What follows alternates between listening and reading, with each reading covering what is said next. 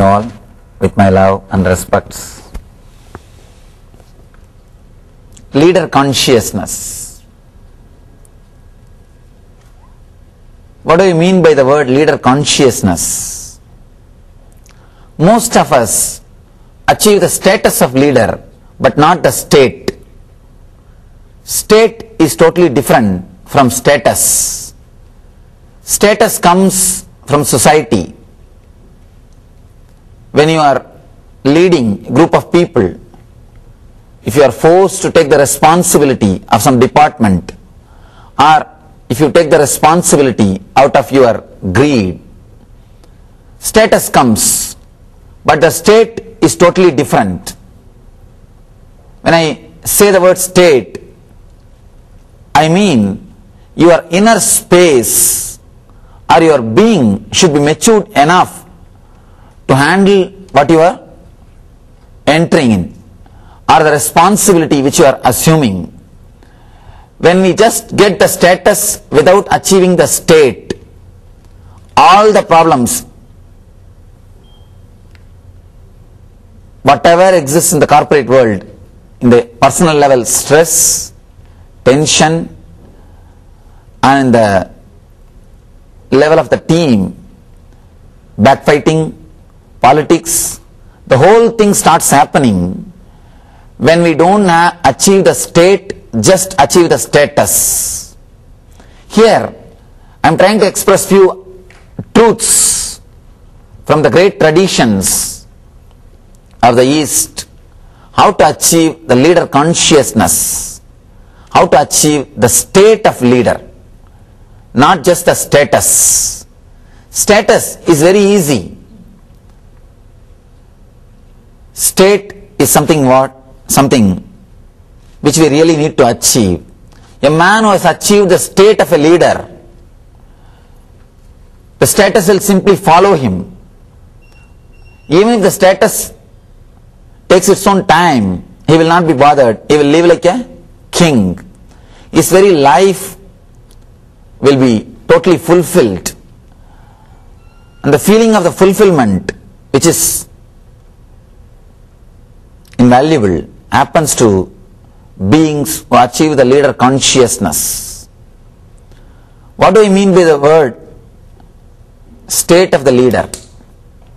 Man who is ready to take responsibility consciously, who is ready to handle the life consciously, who is not constantly dependent on the past or in his memory or his memory. If you are dependent on your memory, if you are dependent on the past to take decisions, please be very clear, you will be a follower. That's all. You will not be leader. Responding spontaneously to the situations is what I call responsibility. Person who is able to respond spontaneously to the situations. Person who is fresh, who continuously keeps himself alive, who is not caught in the past, who has not lost himself in the past. Let me try to give you a small diagram how the mind works, how the state of the leader is achieved, or the leader consciousness happens to us.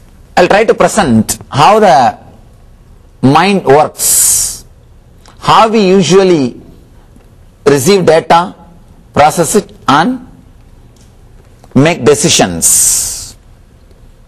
First, for example, you are seeing something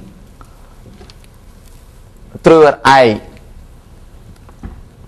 You receive information through 5 senses, not only through the eye, through ears, through smell, through touch, through taste. You receive information. I am taking the example of eye. First, you see something. Well, let's take the example of this moment. You are seeing me. You are seeing me. Immediately the file goes to a space called Chakshu. It's just like a DSP, digital signal processor, whatever you are seeing through the eye, it is converted as biosignal.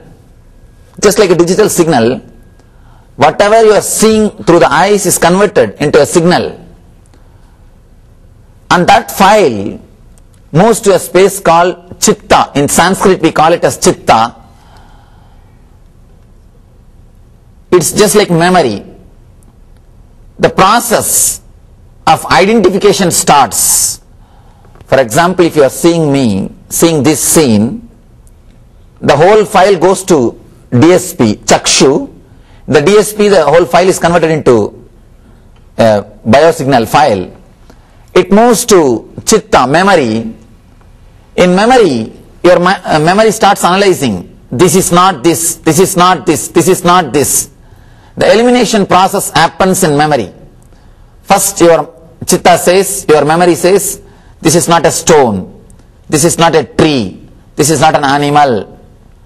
The process of elimination happens in memory.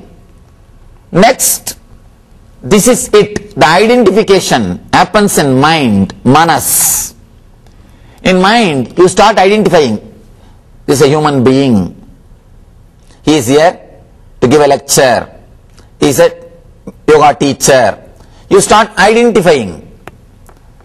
Then the file moves to the space what I call ego. The decision making. In ego, you start thinking, what way I am connected to this person or this situation. If your past experiences with other yoga teachers, if it is nice, beautiful, you decide to sit and listen.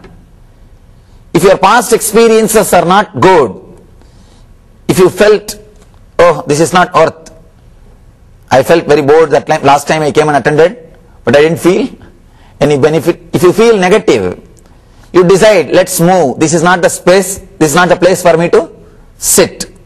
Ego decides based on your past experiences.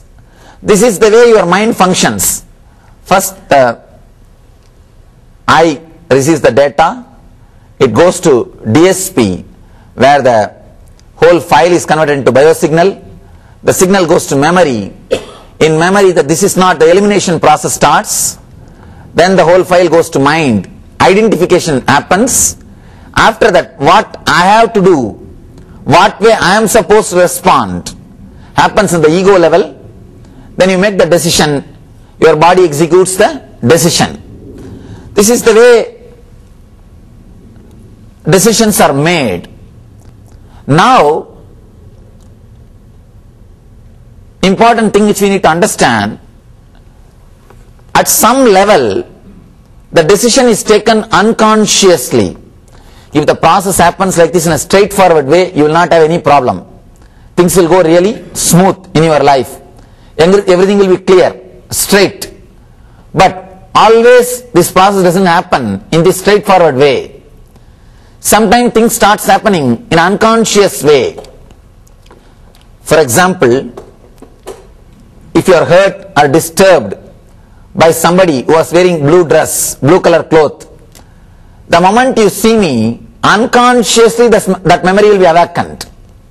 You can see in your life. If you are hurt or disturbed in a particular place, or a person who is wearing particular colored dress, next time when you come to that place, even if that person is not there, or next time when you see a person who is wearing that same color cloth, even if you know logically or consciously this person or this place is nothing to do with my past experience, you will undergo the same old low mood. You will have that same memory again in your mind.